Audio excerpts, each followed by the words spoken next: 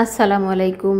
পিঠা তো অনেক খেয়েছেন, তবে চালের গুঁড়া ছাড়া এরকম পিঠা হয়তো বা কখনো খাওয়া হয়নি।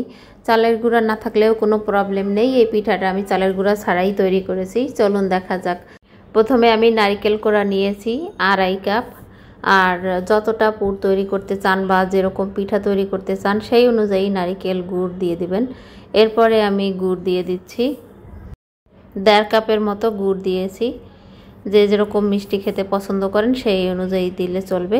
এরপরে আমি এগুলো খুব ভালো করে মিক্স করে চুলার জাল জ্বালিয়ে দিয়েছি, আর তারপরে এটা ভালো করে একটু শুকনা শুকনা বানিয়ে নেব। এখন প্রায় অনেকটাই হয়ে গেছে। এর মধ্যেই আমি 1 কাপ গুঁড়া দুধ দিয়ে দিচ্ছি। আর গুঁড়া দুধ দিলে এই টেস্টটা অনেক বেশি ভালো লাগে। অবশ্যই গুঁড়া দুধ দিবেন। আর গুঁড়া দুধ দেওয়ার পরে এখন খুব ভালো করে মিশিয়ে আর একটু শক্ত করে তৈরি করে নিচ্ছি, কারণ খুব বেশি নরম থাকলে আটার ভিতরে আবার এটা মেল্ট হয়ে যাবে, এই জন্য একটু শক্ত করে নিয়েছি। তো আমার এই পুরটা হয়ে গেছে, আমি নামিয়ে ঠান্ডা করে নিচ্ছি, কারণ ঠান্ডা না করলে পিঠার মধ্যে দেওয়া যাবে না। এরপরে আমি আটা নিয়ে নিচ্ছি। আটা দিচ্ছি 4 কাপ।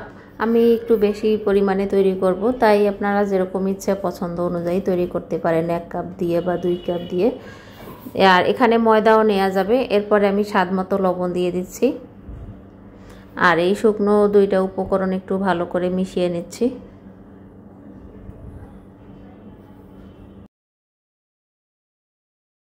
এখন আমি গরম পানি দিয়ে এই ডোটা তৈরি করে নিব। তবে অবশ্যই এখানে কিন্তু ফুটন্ত গরম পানি দিয়ে ডোটা তৈরি করে নিতে হবে, না হলে যখন আপনি সিদ্ধ করবেন এই পিঠা তখন কিন্তু পিঠাটা অবশ্যই ফেটে যাবে। তাই যখন একদম ধোয়া ওঠা গরম পানি দিয়ে এই ডোটা তৈরি করবেন। প্রথমে একটা চামচ দিয়ে আমি ডোটা তৈরি করে নিচ্ছি, যেহেতু গরম পানি প্রথমেই হাত দেওয়া যাবে না।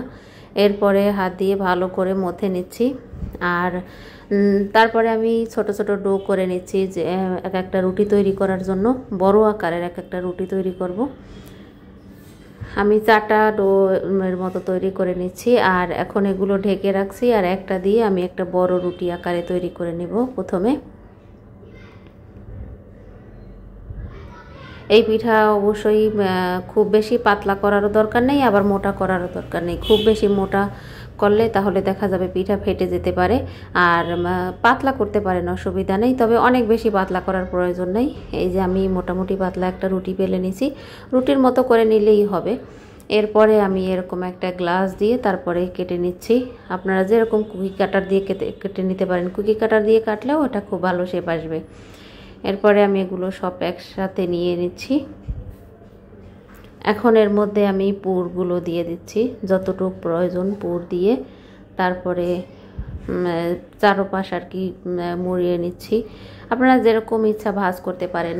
আমি এই চারপাশ মুখটা বন্ধ করে তারপরে আমার কাছে একটা টুথপিকের মতো আছে, এই কাঠিটা দিয়ে আমি এরকম সুন্দর একটা ডিজাইন করে নিচ্ছি।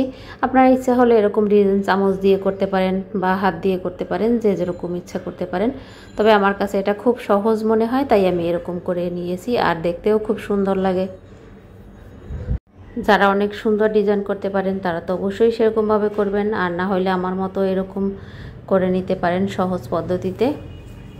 এরকম করে আমি সমস্ত পিঠাগুলো তৈরি করে নিয়েছি।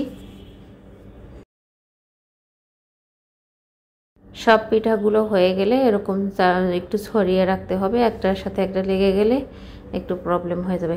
একটা স্ট্রেইনার নিয়ে নিচ্ছি, বা যার ঘরে যেরকম থাকে সিদ্ধ করার উপায় সেরকম। আমার কাছে এটাই আপাতত ছিল, তাই আমি এটা একটু সয়াবিন তেল মাখিয়ে নিয়েছি, মানে ব্রাশ করে নিয়েছি। তারপরে এগুলো দিয়ে আমি একটা ঢাকনা দিয়ে এখন আমি পিঠাগুলো সিদ্ধ করে নিব। প্রায় 20 থেকে 25 মিনিটের মতো আপনি সিদ্ধ করে নেবেন, একটা পাতিলে পানি দিয়ে অর্ধেক পরিমাণে। তারপর এরকম একটা স্ট্রেইনারে দিয়ে সিদ্ধ করে নিতে পারেন। আর আমার পিঠাগুলো সিদ্ধ হয়ে গেছে। এটা খেতে অসম্ভব মজার লাগে, অবশ্যই ট্রাই করবেন।